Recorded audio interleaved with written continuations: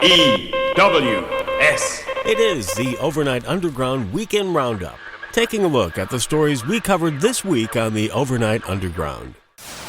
California's coronavirus zero bail policy is working out really well. No, I don't think so. So well, in fact, that one guy was arrested and released 3 times in one day. ABC News reports that Dijon Landrum, can you believe it? His mother named him after mustard.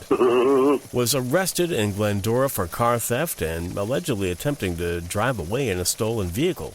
He was issued a citation and released. About an hour later, Mr. Mustard was then nabbed for stealing property from multiple homeowners' yards. Again, he was issued a citation and released.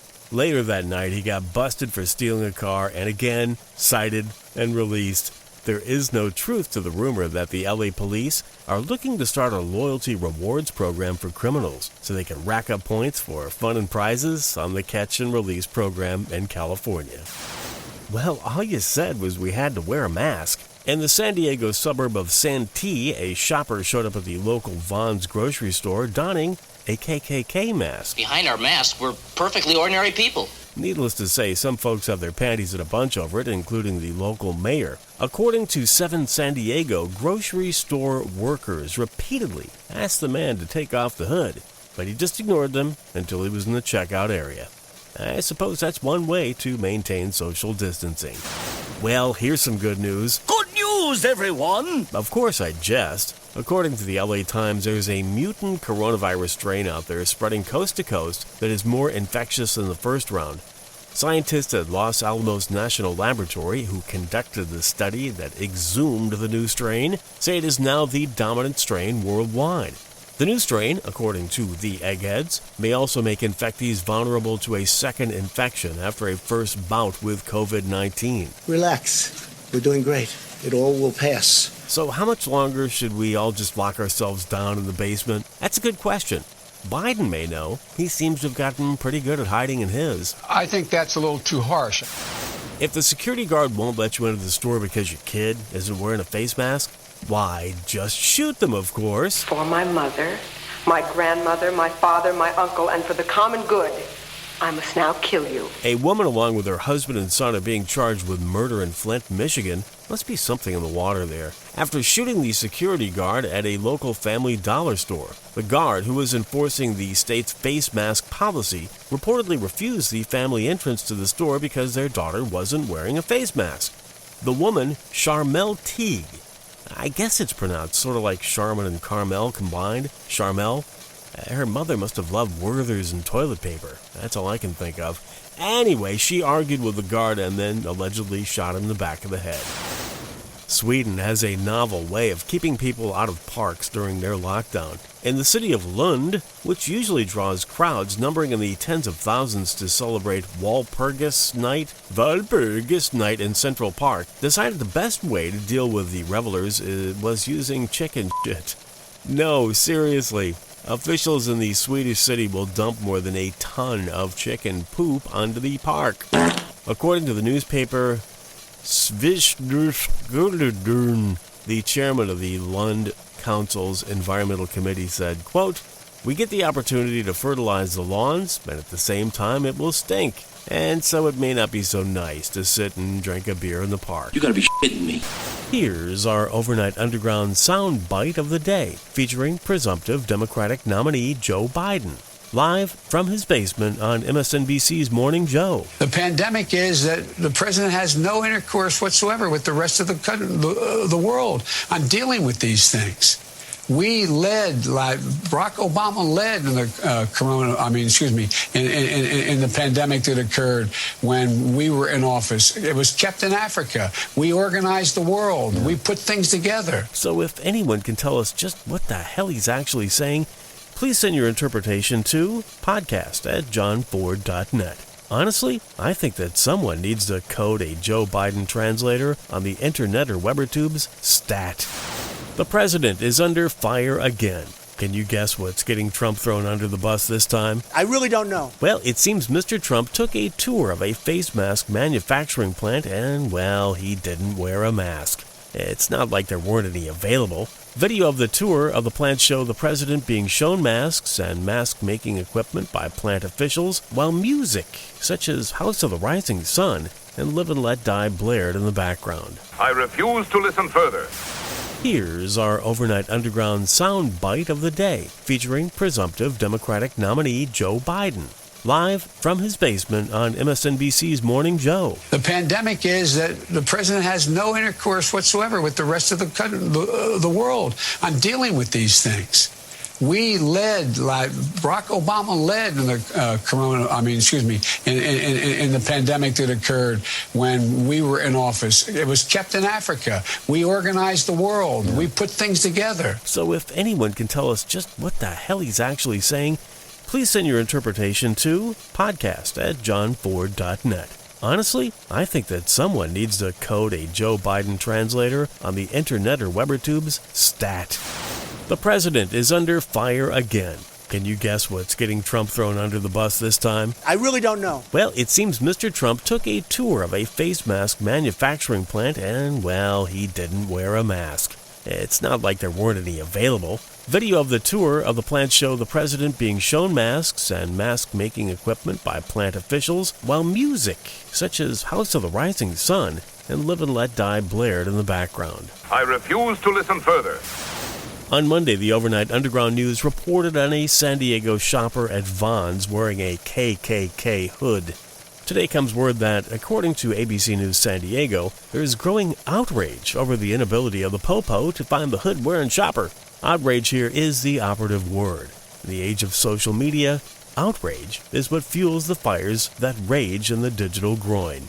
Everyone is outraged over something. You've highly offended me. Police allegedly have been fielding calls calling for the identification and incarceration of the perp. San Diego County District Supervisor, now there's a job, Diane Jacob, has called the incident abhorrent and an act of blatant racism. The NAACP and ACLU have even made known their outrage. Outrageous. That's all fine and good, and personally I think the guy's undoubtedly an idiot. But what law did he actually break? He wore a hood as a mask. It may be abhorrent and possibly racist, but it's a waste of police resources if he actually didn't break any laws.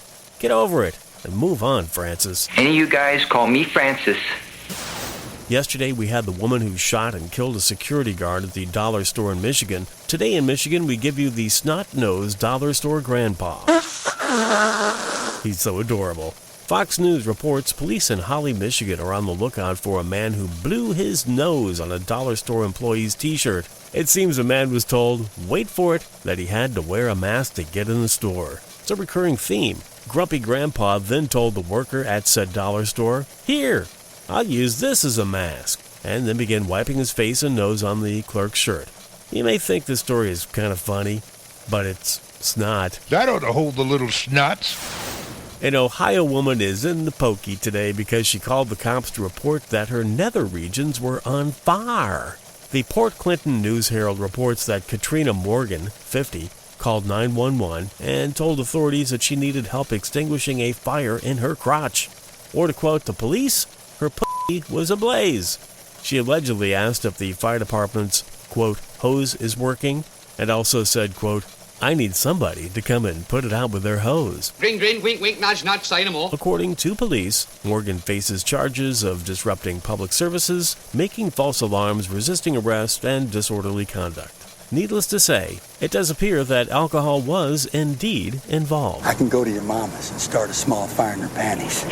Okay, enough of all that mayhem. Here's the soundbite of the day. Yesterday, the Supreme Court heard their oral arguments over teleconference due to the dangers of coronavirus. Yet it seems that some of the better arguments came out the other end.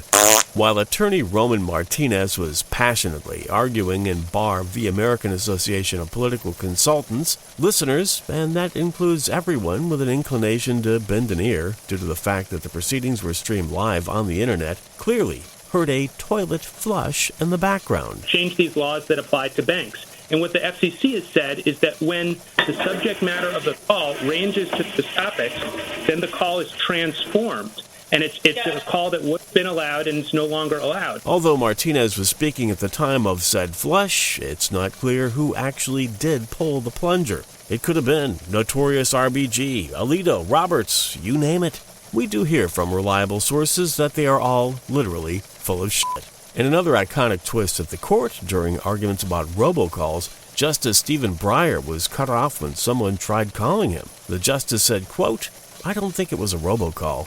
It was probably just Mark from Microsoft calling from Mumbai about all those infections on Breyer's computer." We actually have another contender for soundbite of the day today on the Overnight Underground. President Trump on Wednesday compared the coronavirus pandemic to Pearl Harbor and 9/11. This is really the worst attack we've ever had. This is worse than Pearl Harbor. This is worse than the World Trade Center. There's never been an attack like this, and it should have never happened. Could have been stopped at the source. Could have been stopped in China. It should have been stopped right at the source, and it wasn't. Needless to say, a lot of twatters were offended and outraged because, well, that's just how they roll. The president also reversed his earlier decision to disband the coronavirus task force. He said he had, quote, "no idea how popular the task force is. Probably more popular than his current ratings." The president's personal valet has tested positive for COVID-19, but Trump and his doc say he's A-OK. The valets are members of the military and work closely with the president and with the royal family. First family, excuse me. Oh man, gotta be careful there. According to the New York Post and other sources, the valet started exhibiting symptoms on Wednesday and later tested positive for the coronavirus. The news has reportedly, quote, "hit the fan" in the West Wing. You gotta be shitting me. Nothing a good dose of bleach won't fix. Oh, you poor man. Drink this, it'll make you feel much better. The unemployment numbers are in, and they ain't pretty. It's pretty bad, huh? I'm the worst. The unemployment rate is hovering just under 15%, and 20.5 million jobs evaporated in the month of April. All in all, over 100 million people are not in the labor force. The real unemployment rate, which includes workers not looking for jobs and the underemployed, surged to just under 23%. All that bad news, though, couldn't stop the market from opening up Friday morning, surging over 300 points.